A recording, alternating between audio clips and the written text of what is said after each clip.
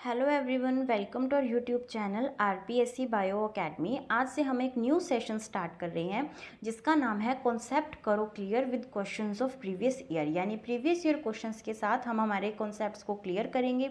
और इस सेशन के अंदर हम जो हमारा फर्स्ट टॉपिक लेके चल रहे हैं वो लेके चल रहे हैं हम इथोलॉजी। इथोलॉजी सबसे हार्ड टॉपिक लगता है बच्चों को, तो हम इसी से स्टार्ट करते हैं। इथोलॉजी के कॉन्सेप्ट्स को फिर से रिवाइज करते हैं with its previous year questions. तो ये देखते हैं हम हमारा फर्स्ट क्वेश्चन। तो हमारा फर्स्ट क्वेश्चन जो हमारे सामने आ रहा है वो फर्स्ट क्वेश्चन ये है कि जो फेरोमोन्स होते हैं, इन फेरोमोन्स जो सिल्क मोथ के अंदर प्रेजेंट होते हैं, क्या प्रेजेंट होते हैं? फेरोमोन्स जो प्रेजेंट होते हैं सिल्क मोथ के अंदर, वो किसका स्टिमुलेटर होते हैं? तो सबसे पहले हमारे सामने ये क्वेश्चन आता है कि हमारी इथोलॉजी के अंदर तो फेरोमोन्स नाम का कोई टॉपिक ही नहीं है, लेकिन हमारे सिलेबस के अंदर एक टॉपिक है जो है इकोनॉमिक इम्पॉर्टेंस ऑफ इंसेक्ट। तो यहाँ पर जो सिल्क मोथ है वो वहाँ से उठाया गया है, यानी यहाँ ये जो क्वेश्चन है वो एक इकोनॉमिक इम्पॉर्टेंस ऑफ जो इंसेक्ट है, वहाँ पर हम सिल्क को पढ़ते हैं, वहाँ पर हम सीरीकल्चर को पढ़ते हैं। तो ये क्वेश्चन वहाँ से भी उठाया जा सकता है कि फेरोमोन्स का यहाँ पर क्या काम है, वो क्या स्टिमुलेट कर रहे हैं। तो वहाँ पर फेरोमोन्स एक सेक्सुअल बिहेवियर की तरह वर्क करते हैं। यानी सिल्क मोथ के अंदर जो फेरोमोन्स रिलीज़ किए जाते हैं वो किस लिए रिलीज़ किए जाते हैं? सेक्सुअल बिहेवियर शो करने के लिए रिलीज़ किए जाते हैं। और यहाँ पर जो फेरोमोन रिलीज़ किया जाता है उसका नाम क्या है? उसका नाम है बॉम्बे कॉल। तो उसका नाम है बॉम्बे कॉल, जो कि रिलीज़ किया जाता है सिल्क मोथ के अंदर। ठीक है, तो अभी हम चलते हैं हमारे नेक्स्ट क्वेश्चन की तरफ। नेक्स्ट क्वेश्चन जो है ये लास्ट वाली जो हमारी भर्ती हुई है उसी के अंदर आया है। और ये क्वेश्चन क्या है? ये क्वेश्चन है कि अ प्राइमरी स्ट्रैटेजी, एक ऐसी स्ट्रैटेजी के बारे में पूछा गया है जो कि क्या कर रही है, एक एग्रेसिव इंडिविजुअल को क्या कर रही है, अपीज कर रही है। यानी उसका नाम भी क्या दे रखा है, उसको पार्टनर स्पेसिफिकली यहाँ पर बोल रखा है। बाय प्रेजेंटिंग फूड, यानी यहाँ पर क्या दिया जा रहा है, एक फूड दिया जा रहा है एज अ प्रेजेंट। प्रेजेंट का मतलब यहाँ पर है कि गिफ्ट, एक फूड को as a present, as a gift जो है पार्टनर को दिया जा रहा है। और पार्टनर का नेचर बता रखा है कि वो पोटेंशियली एग्रेसिव इंडिविजुअल है। तो इस प्रोसेस को, इस स्ट्रेटजी को क्या कहा जाएगा? तो अगर हम इस स्ट्रेटजी की बात करें तो यहाँ पर कोई पेरेंट का तो कोई नाम ही नहीं आया, कोई भी पेरेंट से रिलेटेड कोई चीज़ नहीं आई, तो पेरेंटल फीडिंग तो यहाँ पर नहीं हो सकती, यहाँ पर तो पार्टनर का नाम है। और म्यूचुअलिज्म एंड कमेंसलिज्म, ये जो दो चीज़ें हैं ये हमारी इकोलॉजी से रिलेटेड है, ये हमारी इथोलॉजी से कोई रिलेशन नहीं रख रही है यहाँ पर। और म्यूचुअलिज्म का मतलब भी यही होता है कि दोनों को यहाँ पर क्या हो, बेनिफिट हो। तो यहाँ पर जो हमारा आंसर सही रहेगा वो रहेगा कॉर्टशिप फीडिंग। कॉर्टशिप फीडिंग के अंदर क्या होता है कि यहाँ पर जो फूड है वो एज अ प्रेजेंट दिया जाता है। और फूड देने का मकसद क्या है? फूड देने का मकसद है कॉर्टशिप या फिर मेटिंग। यानी मेटिंग या कॉर्टशिप करने के लिए यहाँ पर फूड को as a present, as a gift जो है वो दिया जाता है, एक डील की जाती है, जिसे क्या बोला जाता है, कॉर्टशिप फीडिंग कहा जाता है। ठीक है, तो ये क्वेश्चन जो है ये अच्छा क्वेश्चन था जो कि हमारे प्रीवियस ईयर के अंदर आया हुआ है। अभी हम चलते हैं नेक्स्ट क्वेश्चन की तरफ। नेक्स्ट क्वेश्चन है the scientist who propounded the concept of imprinting. यानी किसके बारे में पूछा गया है? यहाँ पर इम्प्रिंटिंग के बारे में पूछा गया है। अगर हम बात करते हैं इम्प्रिंटिंग की, तो इम्प्रिंटिंग के बारे में बताया किसने था? कोनार्ड लॉरेंज ने। कोनार्ड लॉरेंज ने इम्प्रिंटिंग के बारे में बताया था। इम्प्रिंटिंग क्या थी? कोनार्ड लॉरेंज ने जिसके ऊपर वर्क किया था, एक्सपेरिमेंट किए थे, वो थी ग्रे लेग गूस।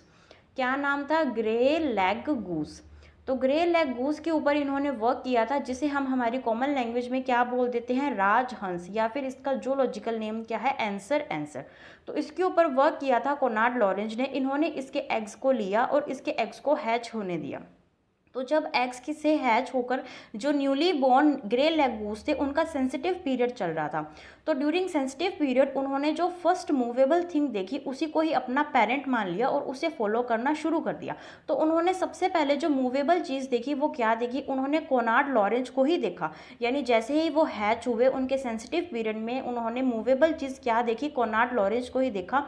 तो उन्होंने कोनार्ड लॉरेंज को ही क्या मान लिया? अपना पेरेंट मान लिया और उसे ही फॉलो करना शुरू कर दिया। यानी कोनार्ड लॉरेंज जहाँ जहाँ जाते वो इनके पीछे पीछे जाते। तो ये जो कॉन्सेप्ट उन्होंने दिया, इस कॉन्सेप्ट का नाम उन्होंने दिया इम्प्रिंटिंग। यानी उनके जो माइंड के अंदर ये चीज़ प्रिंट हो चुकी है कि जो भी उन्होंने पैदा होते ही सबसे पहले देखा वही उनका पेरेंट है, और इसी कॉन्सेप्ट को इम्प्रिंटिंग नाम दिया। और इम्प्रिंटिंग उन्होंने कहा कि ये इरिवर्सिबल कॉन्सेप्ट है, यानी ये कभी भी उनके माइंड से मिटाया नहीं जा सकता। और ये कैसा एक लर्निंग प्रोसेस है? ये एक रेस्ट्रिक्टेड लर्निंग कॉन्सेप्ट है, यानी कि ये फ्लेक्सिबल नहीं है, इसे मॉडिफाई नहीं किया जा सकता। इसके अंदर एक्सपीरियंस को ऐड करके इसे मॉडिफाई हम नहीं कर सकते। लेकिन जब हम बाकी के पढ़ेंगे, जैसे कि हम हैबिचुएशन पढ़ेंगे, ट्रायल एंड एरर के बारे में बात करेंगे, तो उन सब के अंदर क्या है कि उसको चेंज किया जा सकता है, हम उसको मॉडिफाई कर सकते हैं, हम उसके अंदर प्रैक्टिस करवाकर उनका माइंडसेट चेंज कर सकते हैं। लेकिन इनका जो माइंडसेट है, ये इम्प्रिंटिंग जो कॉन्सेप्ट है, इस कॉन्सेप्ट के अंदर कभी भी हम क्या नहीं कर सकते, इनको रिवर्सिबल नहीं कर सकते। ये एक इरिवर्सिबल कॉन्सेप्ट है जो कि किसने दिया था, कोनार्ड लॉरेंज ने दिया था। और इसके साथ साथ इन्होंने एक कॉन्सेप्ट दिया था जिसका नाम क्या है, जिसका नाम है एक्शन स्पेसिफिक एनर्जी। क्या नाम है, ASE। एक्शन स्पेसिफिक एनर्जी भी किसके द्वारा दिया गया है, कोनार्ड लॉरेंज के द्वारा ही दिया गया है। उसके अलावा इन्होंने साइक्लोहाइड्रोलिक मॉडल, जिसे फ्लश टॉयलेट मॉडल भी कहा जाता है, वो भी किसने दिया था, कोनार्ड लॉरेंज ने ही दिया था। ठीक है, अभी हम चलते हैं नेक्स्ट क्वेश्चन की तरफ। तो नेक्स्ट क्वेश्चन है कि which of the following is not true for courtship behaviour of animals. यहाँ पर भी किससे क्वेश्चन पूछा गया है, कॉर्टशिप बिहेवियर से जो क्वेश्चन है ये पूछा गया है। क्या पूछा गया है कि इनमें से कौन सा ऐसा कैरेक्टरिस्टिक है जो कॉर्टशिप बिहेवियर के लिए सही नहीं है। तो यहाँ पर सबसे पहले यहाँ पर हमें जो ऑप्शन दे रखा है वो दे रखा है it is not species specific, यानी ये स्पीशीज स्पेसिफिक नहीं है। ये ऐसा कहना चाह रहा है कि एक स्पीशीज जो है वो दूसरे स्पीशीज के साथ क्या कर रही है, यहाँ पर मेटिंग कर सकती है, जो कि गलत है। यानी जो मेटिंग होती है, जो कॉर्टशिप बिहेवियर होता है, वो हमेशा स्पीशीज स्पेसिफिक ही होता है, स्पीशीज यहाँ पर स्पेसिफाई होती है। तो हमारा फर्स्ट ऑप्शन ही यहाँ पर क्या हो जाता है, रॉन्ग हो जाता है। यानी हमारे बाकी तीनों ऑप्शन सही है। हम एक बार पढ़ लेते हैं। Male and female of the same species must synchronise their courtship sequence, यानी कि उस स्पीशीज के अंदर जो मेल एंड फीमेल है, उन्होंने जब कॉर्टशिप करनी है, वो जो टाइम है वो कैसे करेंगे, सिंक्रोनाइज करेंगे। यानी उनका ब्रीडिंग टाइम भी कैसा होगा, सिंक्रोनाइज होगा। वो दोनों ही क्या करना चाहेंगे, मेटिंग के लिए वो दोनों ही वहाँ पर रेडी होंगे, तभी क्या हो पाएगी, कॉर्टशिप बिहेवियर हो पाएगा। फिर आता है इट इज़ इंस्टिंक्टिव, ये भी बिल्कुल सही है। इंस्टिंक्टिव का मतलब होता है जन्मजात, यानी ये बिहेवियर कैसा होता है, जन्मजात। तो बिल्कुल ये जो बिहेवियर होता है ये जन्मजात ही होता है। इट इज़ जेनेटिकली कंट्रोल्ड, बिल्कुल ये जेनेटिकली कंट्रोल्ड है। अगर ये इंस्टिंक्टिव है तो ये कैसा होगा, जीन्स के अंदर होगा, तो ये जेनेटिकली कंट्रोल्ड ही होगा। तो इसका जो आंसर रहेगा वो रहेगा ऑप्शन नंबर 1। अभी हम चलते हैं नेक्स्ट क्वेश्चन की तरफ। नेक्स्ट क्वेश्चन है where one sacrifices its own reproductive privileges to promote reproduction in another related individual. यहाँ पर सबसे पहले कीवर्ड हमने याद करना है सेक्रीफाइस। जब भी सेक्रीफाइस का जो है क्वेश्चन आ जाए, जहाँ पर क्वेश्चन में सेक्रीफाइस लिखा हो, तो वहाँ पर हमने हमारे ऑप्शन के अंदर दो चीज़ें ढूंढनी है। पहली चीज़ है यू सोशलिटी एंड सेकेंड चीज़ है एल्ट्रुइज्म। क्या है, एल्ट्रुइज्म। तो ये दो टर्म्स हैं जो कि हमेशा सेक्रीफाइस से रिलेटेड जो है वो आती हैं।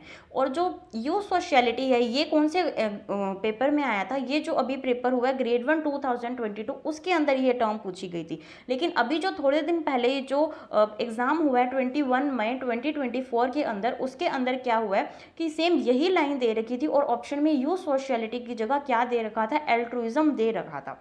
तो ये टर्म्स तो दोनों अलग अलग हैं, लेकिन ये दोनों टर्म्स कभी भी एक ही क्वेश्चन के अंदर दोनों कभी भी साथ में नहीं आई है। या तो यू सोशलिटी पूछा गया या फिर एल्ट्रुइज्म पूछा गया। तो हम उसी हिसाब से जो है हम हमारा आंसर टिक कर देंगे, क्योंकि ये दोनों टर्म्स अगर साथ में आ गई तो हमारे पास दोनों के प्रूफ्स हैं, तो हम इसके ऊपर रिट लगा सकते हैं। लेकिन अगर एक ही आए, तो यू सोशलिटी आए तो हमें उसके ऊपर टिक करना है, एल्ट्रुइज्म आए तो हमें उसके ऊपर टिक करना है। तो ये दोनों ही क्या है, सेक्रीफाइस है, यानी खुद के लिए खुद एक सेल्फलेस बनकर दूसरों की हेल्प करना, किसके अंदर, उसकी रिप्रोडक्शन को प्रमोट करने के लिए सेल्फलेसली खुद बिहेव करना, दूसरों की हेल्प करना, दूसरों की जो कॉर्टशिप है उसे प्रमोट करना, इसे क्या बोला जाता है, यू सोशलिटी बोला जाता है, और एल्ट्रुइज्म भी कहा जाता है। तो ये दोनों ही टर्म्स इस तरीके से आती रहती है, तो हमें पता होना चाहिए। रेसिप्रोकेशन का मतलब ये होता है कि I will help you today, you will help me tomorrow, यानी मैं आज तुम्हारी हेल्प करता हूँ, कल तुम मेरी हेल्प करना, उसे रेसिप्रोकेशन कहा जाता है। और सेल्फिशनेस का मतलब तो हमें पता ही है कि खुद के बारे में सिर्फ सोचना, उसे क्या बोला जाता है, सेल्फिशनेस बोला जाता है। और कोऑपरेटिव ब्रूड का मतलब ये होता है कि ब्रूडिंग करना, यानी दो या दो से ज़्यादा स्पीशीज़ का जब एक साथ कोऑपरेटिव तरीके से उनका ब्रूडिंग पीरियड निकलता है तो उसे कोऑपरेटिव ब्रूड कहा जाता है। तो अभी हम चलते हैं नेक्स्ट क्वेश्चन की तरफ।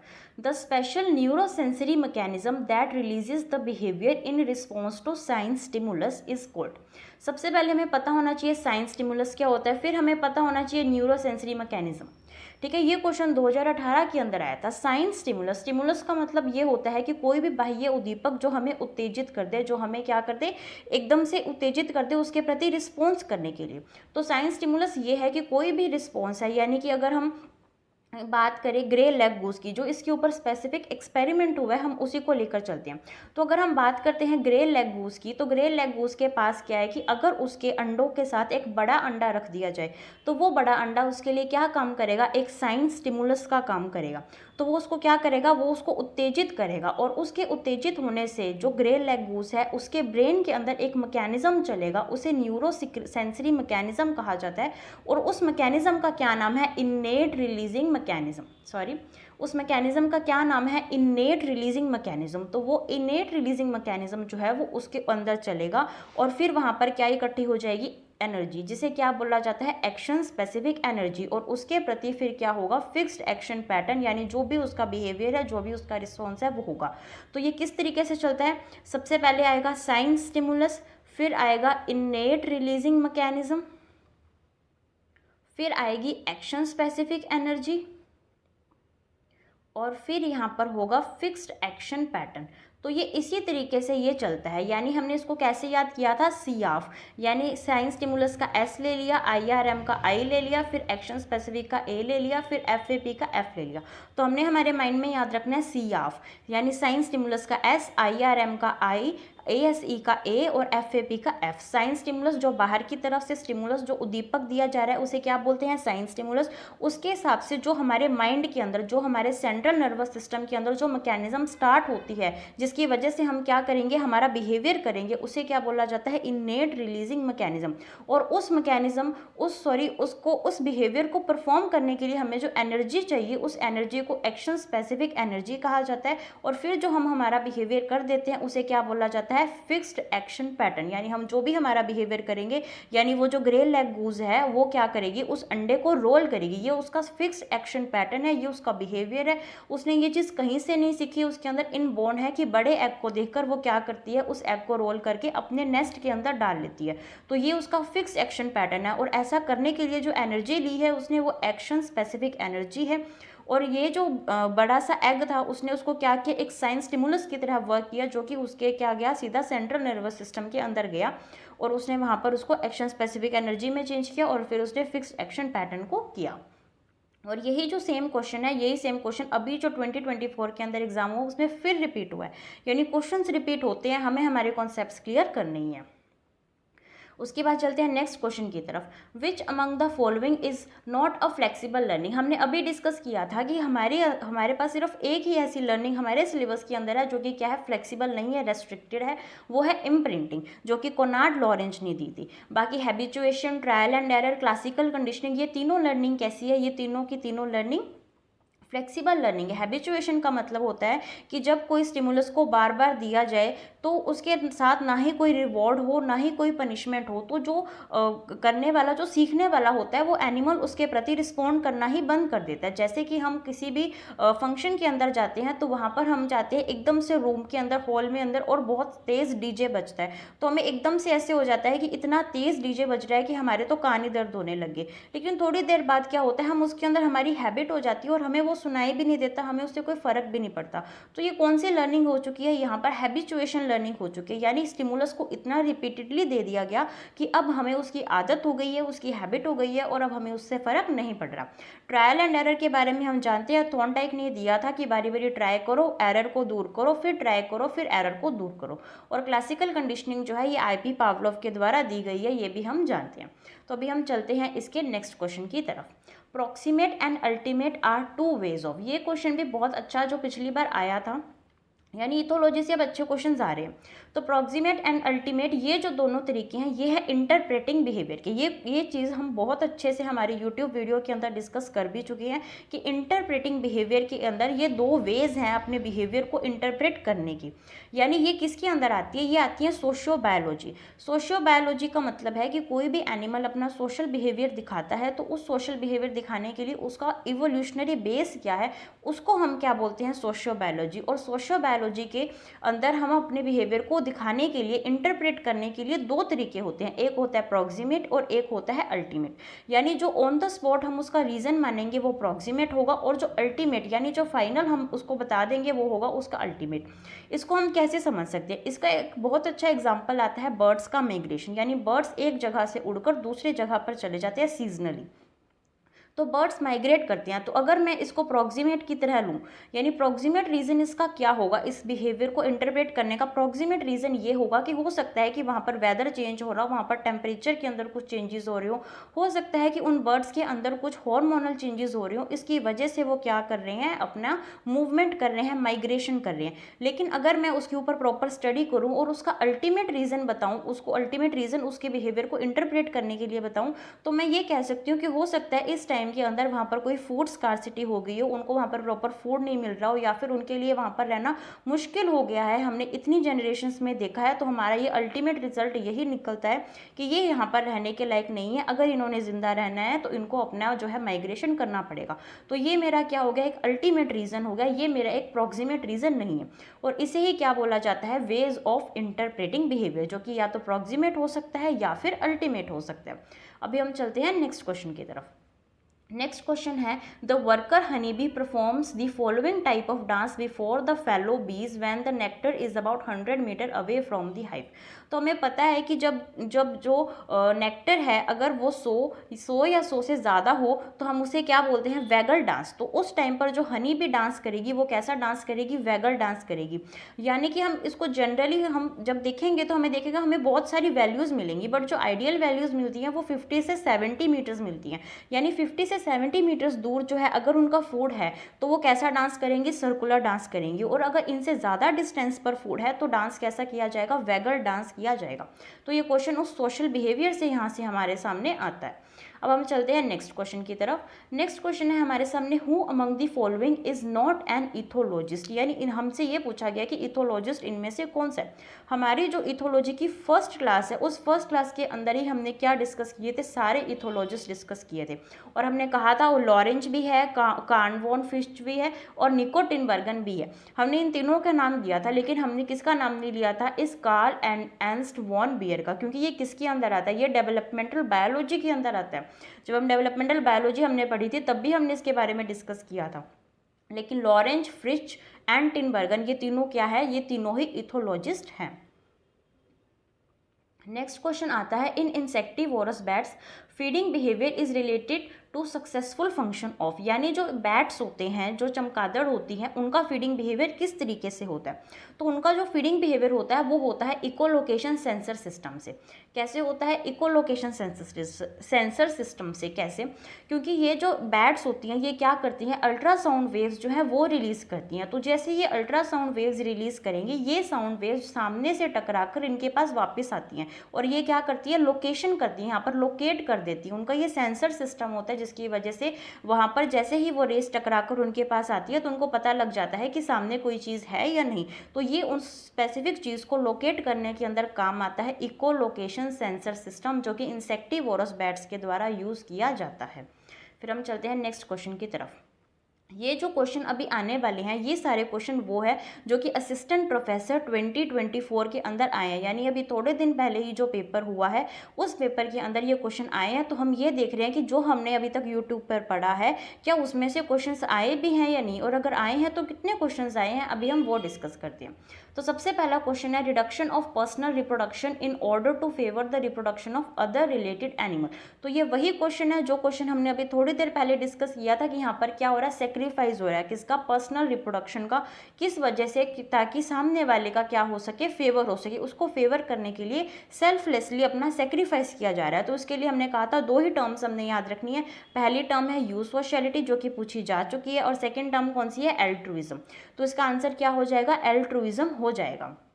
ठीक है, अभी हम चलते हैं नेक्स्ट क्वेश्चन की तरफ। ये सारे क्वेश्चन किसके अंदर आए हुए हैं, अभी जो एग्जाम हुआ है उसी के अंदर आए हुए हैं। In which of these use sociality is not found. यानी इनमें से किसके अंदर यूज सोशलिटी नहीं पाई जाती। यूज सोशलिटी को भी हम समझ चुके हैं कि खुद के सेक्रीफाइस कर कर दूसरों के लिए हेल्प करना।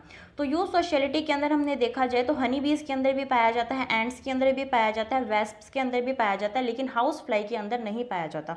तो हाउस फ्लाई के अंदर यूज सोशलिटी जो है वो नहीं पाई जाती। फिर हम चलते हैं नेक्स्ट क्वेश्चन की तरफ। Types of learning in which animal learns not to respond to a neutral stimulus, यानी ऐसी कौन सी लर्निंग है जहाँ पर जो एनिमल है वो रिस्पॉन्ड ही नहीं कर रहा जब इसके सामने एक न्यूट्रल स्टिमुलस दे दिया जाता है। तो इसके बारे में हमने अभी डिस्कस किया, इसे क्या बोला जाता है, हैबिचुएशन, यानी कोई ऐसा स्टिमुलस जो बार बार दिया जाए तो वो कैसा स्टिमुलस हो जाता है, हमारे लिए न्यूट्रल स्टिमुलस हो जाता है। तो उस न्यूट्रल स्टिमुलस के बार बार दिए जाने से हम रिस्पॉन्ड करना ही छोड़ देते हैं, क्योंकि ना ही हमें कोई पनिशमेंट मिल रही है ना ही हमें कोई रिवॉर्ड मिल रहा है। तो इस लर्निंग को क्या कहा जाता है, हैबिचुएशन लर्निंग।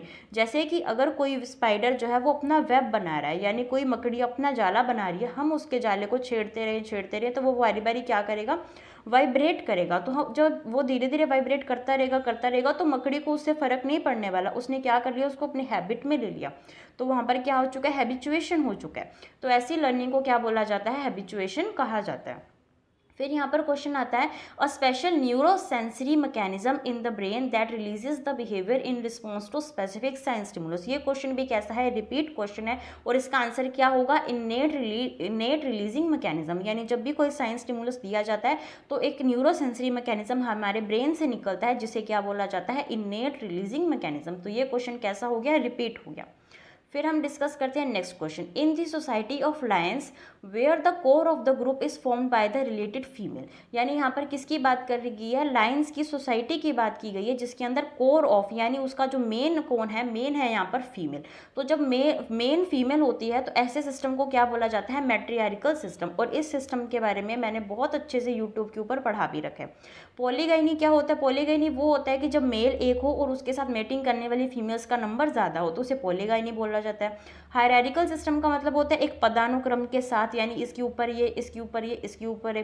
फिर उसके बाद आती है ब्रॉडकास्ट प्रोमिस्क्यूटी। प्रोमिस्क्यूटी का मतलब क्या होता है, प्रोमिस्क्यूटी एक अच्छा वर्ड है, इसका मतलब होता है रैंडम मीटिंग करना, यानी यहाँ पर कुछ फिक्स्ड नहीं है, कोई किसी के साथ भी मीटिंग कर रहा है तो उसको क्या बोला जाता है, प्रोमिस्क्यूटी कहा जाता है। अब हम चलते हैं नेक्स्ट क्वेश्चन की तरफ। तो इसी के साथ ही हमारे जो क्वेश्चंस हैं वो फिनिश होते हैं। आई होप आप सबको समझ में आया होगा, आप सबके भी कॉन्सेप्ट क्या हुए होंगे, क्लियर हुए होंगे। जो कि हमारी आज की थीम थी, कॉन्सेप्ट करो clear with questions of previous year. और आपको समझ में आया होगा कि हम जो पढ़ रहे हैं क्या उतना सफिशिएंट है या हमें और पढ़ने की ज़रूरत है। तो आप इसी तरीके से हम अपने जो भी आप पढ़ रहे हो उसको इवैल्यूएट करते रहिए और हमें ज़रूर फीडबैक दें कि क्या हम ऐसी जो सीरीज़ है इसको कंटिन्यू रखें, क्या हम सभी टॉपिक्स के topic wise questions previous year लेकर आएँ या ना आए। तब तक के लिए आप वीडियो को लाइक कीजिए, शेयर कीजिए, हमारे चैनल को सब्सक्राइब कीजिए और हमारे टेलीग्राम चैनल को ज़रूर ज्वाइन कीजिए, क्योंकि वहाँ पर भी प्रीवियस ईयर क्वेश्चंस डालते रहते हैं और बहुत ही जो भी हमारे लिए यूज़फुल फैक्ट्स हैं हम उनको भी डालते रहते हैं। तो तब तक के लिए थैंक यू।